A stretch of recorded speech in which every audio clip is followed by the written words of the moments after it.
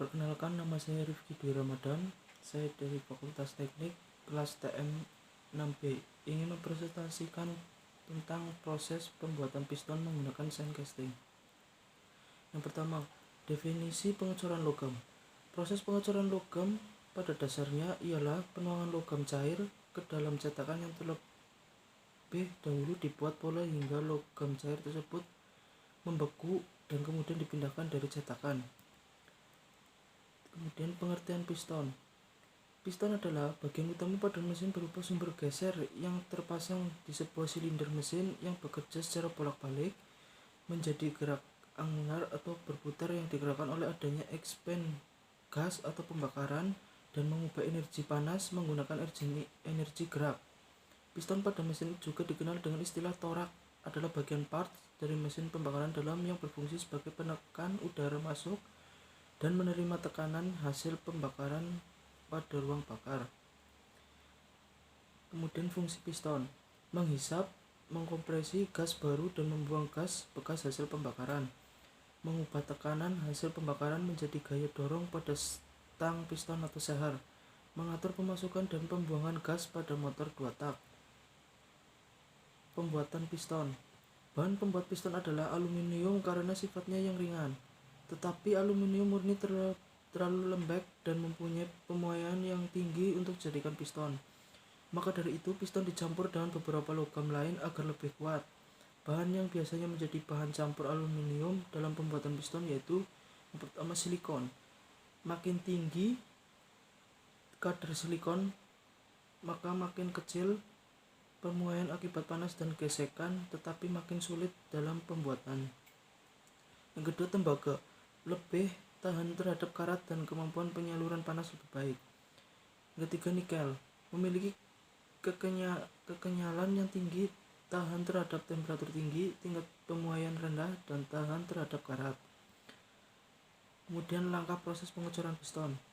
Yang pertama ada desain atau gambar. Langkah pertama dalam proses pengecoran logam adalah mendesain atau menggambar, di mana proses menggambar tersebut menggunakan software AutoCAD atau CATIA.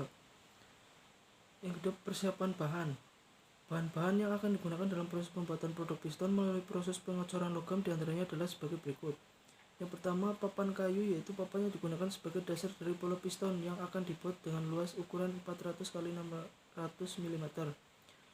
Yang kedua, kayu balok, yaitu kayu yang digunakan untuk membuat pola piston dengan tebal 20 mm. Yang ketiga, dempul merupakan bahan yang digunakan untuk melapisi pola piston dan menutup rongga-rongga yang ada pada pola. Yang keempat, isamu yaitu cat yang digunakan untuk melapisi pola piston. Yang kelima, metanol adalah campuran yang digunakan dalam proses isamu atau lapisan pola. Yang kelima, lem yang digunakan sebagai perekat antara pola piston dengan papan kayu.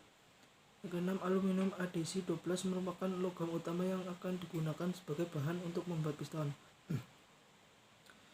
Selanjutnya, pembuatan cetakan pasir. Cetakan pasir basa merupakan cetakan yang banyak digunakan dan paling murah.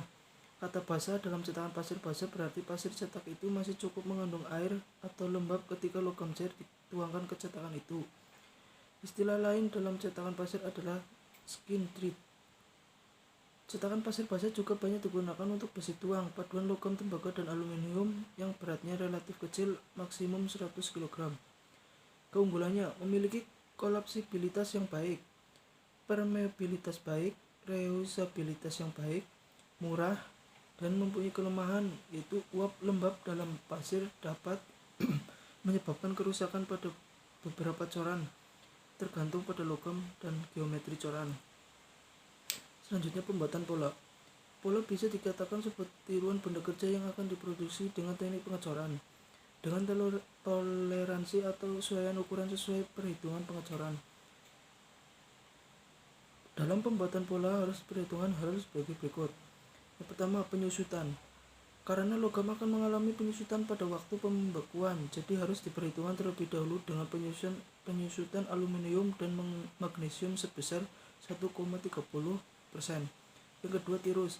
Bila pola diangkat, maka tepi cetakan pasir yang bersentuhan dengan pola terangkat, maka sisi miring pola harus miring dengan permukaan luar ditambah 1,04 sampai 2,08% dan lubang sebelah dalam sebesar kurang dari 6,25%.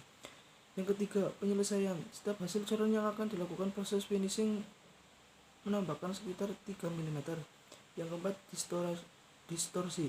Distorsi terjadi pada benda cor yang tidak teratur. Penyusutan terjadi secara tidak merata, jadi perlu diperhitungkan.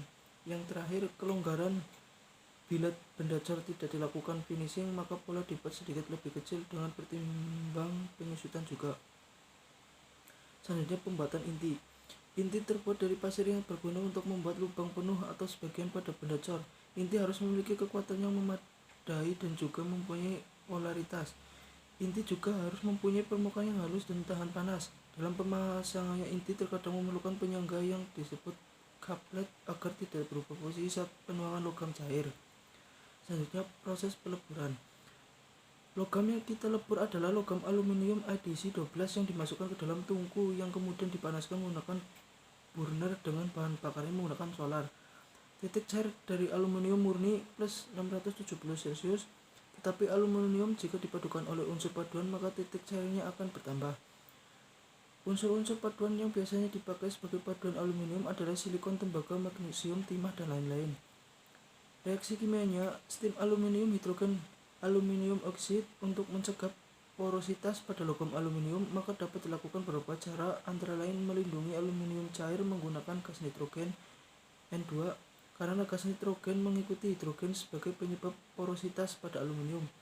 Caranya yaitu dengan menyemburkan gas nitrogen di atas aluminium cair hingga aluminium cair tersebut masuk ke dalam cetakan, atau dengan cara menggunakan flux.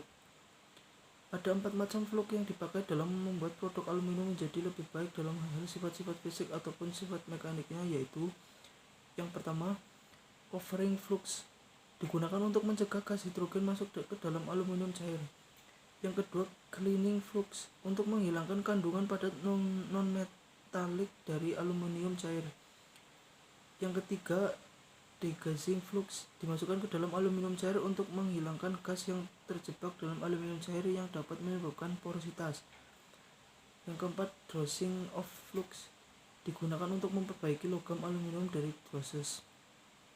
Selanjutnya, proses tapping, yaitu proses penuangan logam cair dari tungku ke dalam ladle yang dilakukan setelah logam aluminium mencair dan telah ditaburi flux pada permukaan aluminium agar gas hidrogen tidak dapat masuk ke dalam aluminium cair.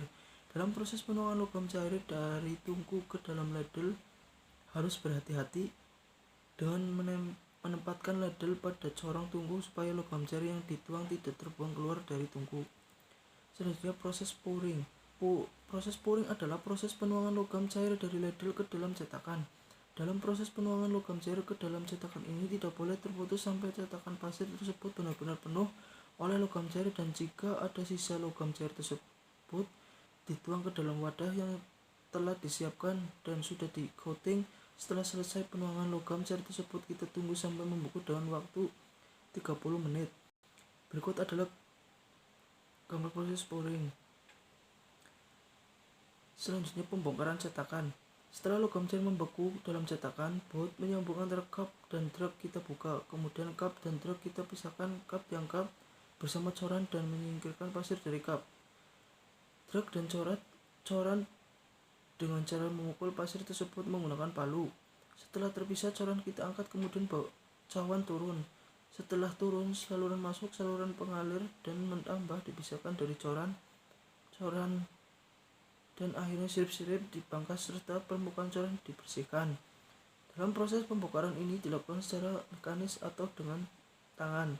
Pasir yang telah dipisahkan dikumpulkan dan dicuci untuk pemisahan pasir dengan water glass sehingga pasir dapat digunakan kembali untuk membuat cetakan.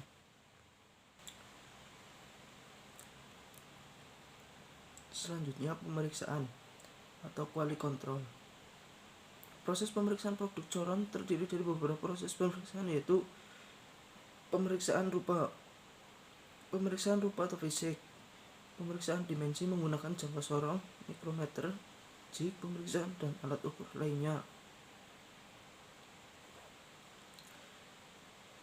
Kemudian pemeriksaan cacat dalam, pemeriksaan ketukan, pemeriksaan penetrasi, pemeriksaan magnetic flux, pemeriksaan supersonik, pemeriksaan radiografi, pemeriksaan material, pengujian kekerasan, pengujian tarik, pengujian analisa kimia, pengujian struktur mikro dan struktur makro. Selanjutnya proses pemesinan. Setelah proses pemeriksaan selesai dan dipilih benda coran dengan hasil yang baik, selanjutnya benda kerja tersebut dilakukan proses pemesinan menggunakan mesin milling atau mesin turning. Setelah proses pemesinan kemudian dilakukan proses pengampelasan sampai halus. Selanjutnya pemeriksaan terakhir. Setelah dilakukan proses penghalusan, maka dilakukan pemeriksaan terakhir baik dari dimensi dan juga kondisi fisiknya. Sekian presentasi dari saya. Apabila ada kesalahan, mohon dimaafkan.